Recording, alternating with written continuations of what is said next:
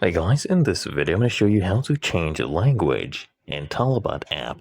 The first thing I want you to do is launch your Talabat app, and then you just come here at the bottom right.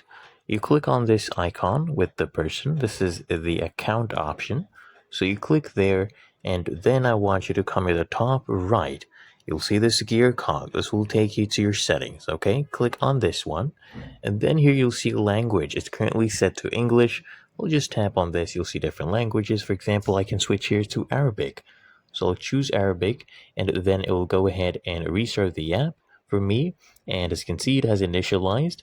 And now I can close this one, and everything is in Arabic. And to change back, you go through the same process, but here it will be on the bottom left because in Arabic it is now the opposite way. So you do the same process to change your language. And that is how to change language in Talabat app.